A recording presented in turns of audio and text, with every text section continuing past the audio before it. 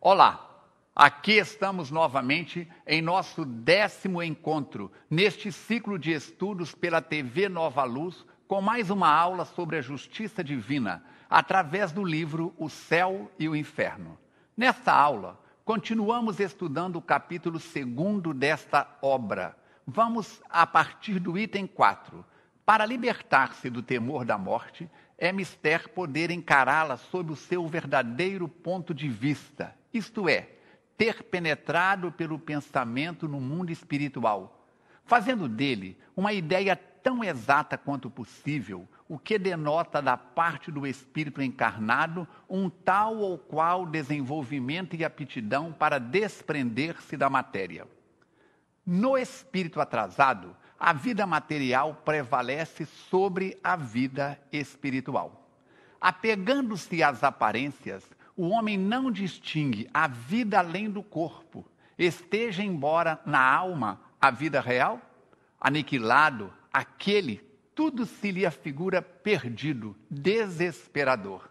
Se, ao contrário, concentrarmos o pensamento não no corpo, mas na alma, fonte da vida, ser real de tudo, sobrevivente, lastimaremos menos a perda do corpo, antes fonte de misérias e dores.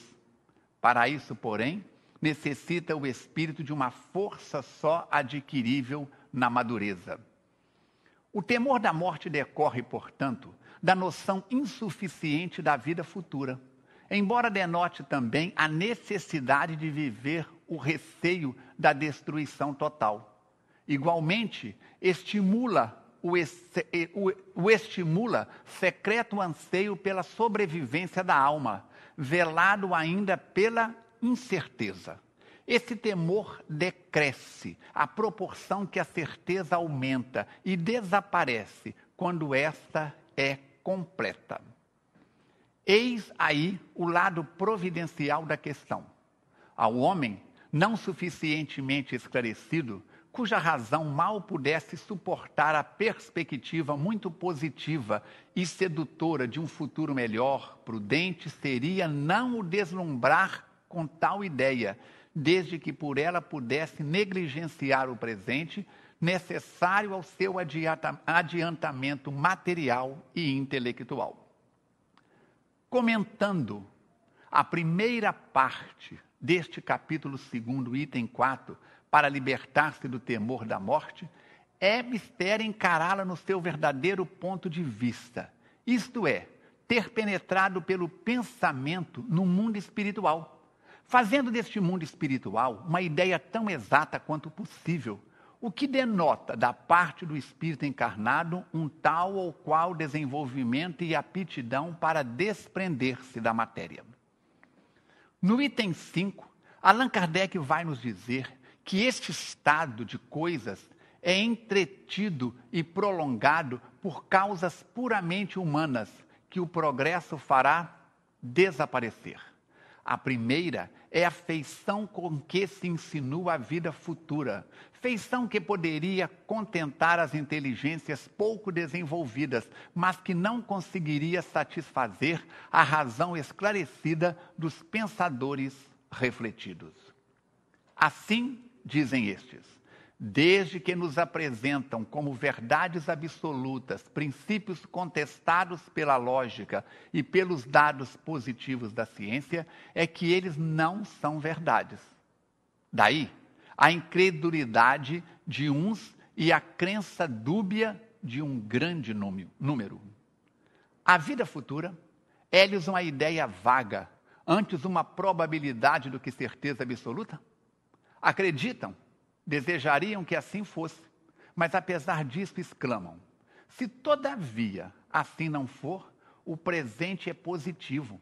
Ocupemo-nos dele primeiro, que o futuro por sua vez virá. E depois acrescentam definitivamente, que é a alma? Um ponto, um átomo, uma faísca, uma chama? Como se sente, vê ou percebe? E que a alma não lhes parece uma realidade efetiva, mas uma abstração. Dando sequência, vamos lembrar que os entes que lhes são caros reduzidos ao estado de átomos no seu modo de pensar, estão perdidos e não têm a seus olhos as qualidades pelas quais se lhe fizeram amados. Não podem compreender o amor de uma faísca, nem o que a ela possamos ter. Quanto a si mesmos, ficam mediocremente satisfeitos com a perspectiva de se transformarem em manadas. Justifica-se assim a preferência ao positivismo da vida terrestre, que algo possui de mais substancial. E é considerável o número dos dominados por este pensamento. No item 6, Allan Kardec nos recorda: outra causa de apego às coisas terrenas, mesmo nos que mais firmemente creem na vida futura, é a impressão do ensino que relativamente a elas se lhes há dado desde a infância. Convenhamos que o quadro pela religião esboçado sobre o assunto é nada sedutor e ainda menos consolatório. De um lado, contorções de condenados a expiarem em torturas e chamas eternas os erros de uma vida efêmera e passageira. Os séculos sucedem-se aos séculos, e não há para tais desgraçados sequer o lenitivo de uma esperança, e o que mais atroz é, não lhes aproveita o arrependimento. Do outro lado, as almas combalidas e aflitas do purgatório aguardam a intercessão dos vivos que orarão ou farão orar por elas, sem nada fazerem de esforço próprio para progredirem. Estas duas categorias compõem a maioria imensa da população de além-túmulo. Acima delas, paira a limitada classe dos eleitos, gozando por toda a eternidade da beatitude contemplativa. Esta inutilidade eterna, preferível sem dúvida ao nada, não deixa de ser, de uma forma certa, fastidiosa, monótona, e por isso que se vê nas figuras que retratam os bem-aventurados, figuras angélicas, onde mais transparece o tédio que a verdadeira felicidade. Este estado não satisfaz nem as aspirações, nem a instintiva ideia de progresso, única que se afigura compatível com a felicidade absoluta. Custa crer que, só por haver recebido o batismo, o selvagem ignorante de senso moral obtuso esteja ao mesmo nível do homem que atingiu, após longos anos de trabalho, o mais alto grau de ciência e moralidade práticas. Menos concebível ainda é que a criança falecida em tenra idade, antes de ter consciência dos seus atos, goze dos mesmos privilégios por força de uma cerimônia na qual a sua vontade não teve parte alguma. Estes raciocínios não deixam de preocupar os mais fervorosos crentes, por pouco que meditem.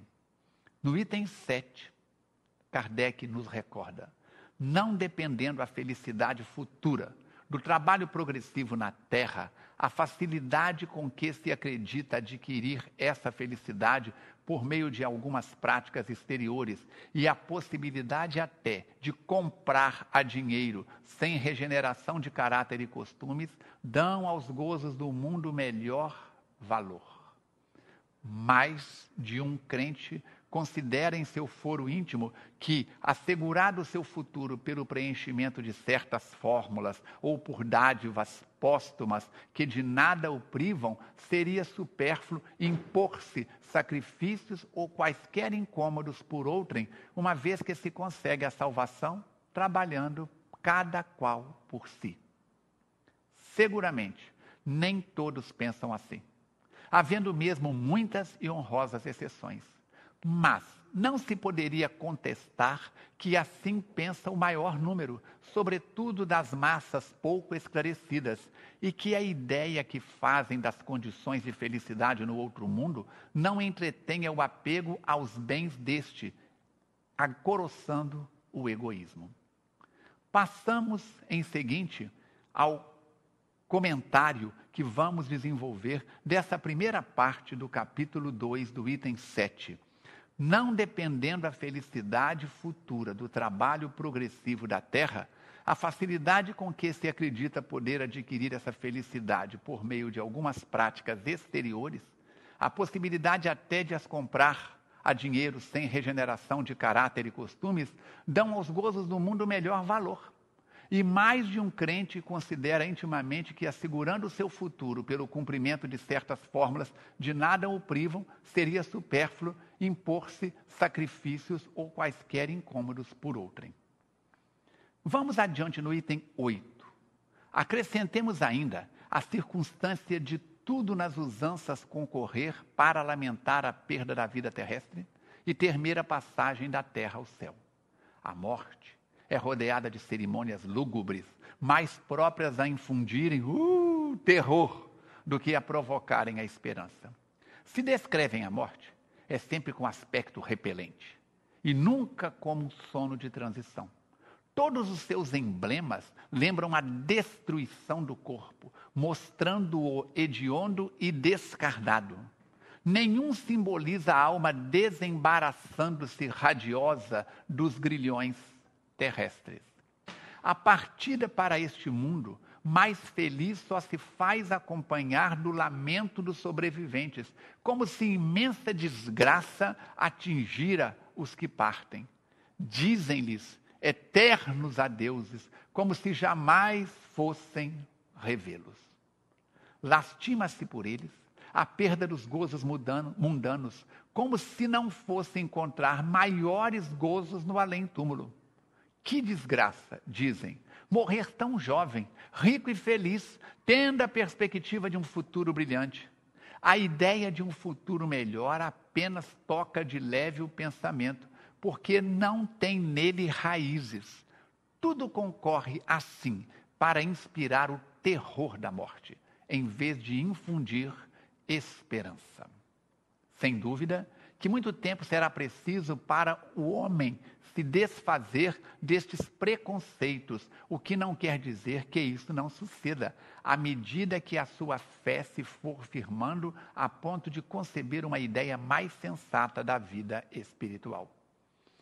Vamos, assim, observar neste trabalho de Allan Kardec no livro Céu e Inferno, no item 10, ele nos explicando que a doutrina espírita muda inteiramente a maneira de se encarar o futuro. A doutrina espírita explica que a vida futura deixa de ser uma hipótese para ser realidade. O estado das almas depois da morte não é mais um sistema, porém o resultado da observação. Eis aí porque os espíritas encaram a morte calmamente e se revestem de serenidade nos seus últimos momentos na Terra. No item 9, sequencia ele. Demais, a crença vulgar coloca as almas em regiões apenas acessíveis ao pensamento, onde se torna de alguma sorte estranha aos vivos. A própria igreja põe entre umas e outras uma barreira insuperável, declarando rotas todas as relações e impossível qualquer comunicação. Se as almas estão no inferno, perdida é toda a esperança de as rever, a menos que se vá também ter lá. Se estão entre os eleitos, vivem completamente absortas em contemplativa beatitude. Tudo isso interpõe entre mortos e vivos uma distância tal que se faz supor eterna separação. E é por isso que muitos preferem ter junto de si, embora sofrendo os entes caros, antes que vê-los partir, ainda mesmo que para o céu.